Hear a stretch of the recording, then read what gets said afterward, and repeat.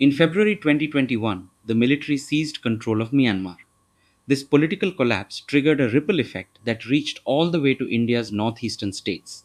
Thousands of displaced families immediately crossed into Indian territory, seeking safety from the instability and setting up temporary shelters along the border. This influx was accompanied by a surge in security threats. Armed insurgent groups began using the dense jungle to move between countries, evading authorities and establishing hideouts in the thick canopy. The region sits on the edge of the Golden Triangle, one of the world's most active drug producing zones. The lack of border control has allowed a steady flow of heroin and synthetic drugs to move through the jungle into India. To address these threats, the Indian government announced plans to construct a comprehensive security fence along the entire 1,643 kilometers international border. But construction stalled. In several critical, deeply forested sectors, the government discovered the legal international boundary was never accurately marked on the ground. For the Ministry of External Affairs, these missing cartographic lines are a major logistical roadblock. Without a clearly defined boundary, the planned security infrastructure cannot be legally completed.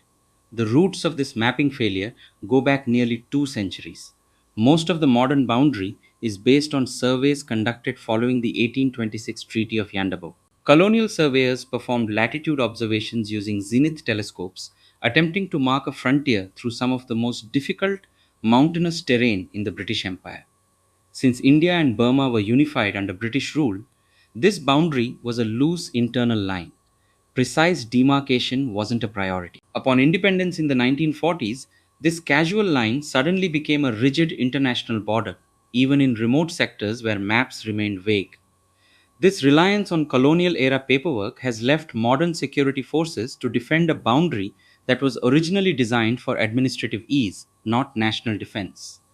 Today, approximately 171 kilometers of the border remain undemarcated. The most significant gap is a small 3 square kilometer area in the Chandel district of Manipur. This specific dispute centers on the jungle between Boundary Pillar 65 and Boundary Pillar 68, a stretch that has remained legally unsettled for decades. To resolve this, New Delhi is considering a formal land swap. India and Myanmar would exchange small parcels of territory to create a straight, manageable border through the Chandel Hills. This approach mirrors the successful 2015 agreement with Bangladesh, where India exchanged 162 enclaves to simplify a chaotic and historically disputed border. Defining this boundary is essential for India's Act East policy, which seeks to transform the Northeast into a logistics hub for trade with Southeast Asian markets. Projects like the India Myanmar Friendship Road and Trilateral Highway are designed to carry billions in trade, but require a secure border to be effective. Resolving this 3-kilometer discrepancy is the prerequisite for the Northeast integration into these larger regional markets. While the strategy is clear in New Delhi, the situation is different on the ground. Ethnic tribes have lived across this jungle for generations, largely ignoring the official geopolitical lines.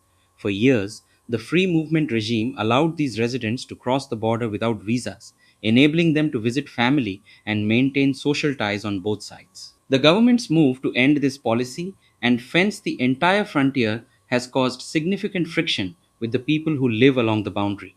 In Manipur, civil groups have organized protests against the land swap.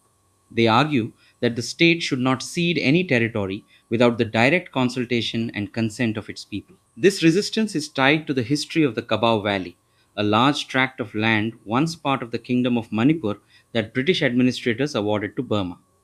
This historical loss makes any modern territorial trade a deeply emotional and politically sensitive issue for the local population. The government now faces a choice: prioritize a secure, fenced border to combat modern threats, or preserve the ancient historical and cultural unity of its frontier citizens. The lines drawn on a survey map often fail to account for the lives lived on the ground. Redrawing a frontier to meet modern security needs forces a difficult reckoning with the people who call this border home.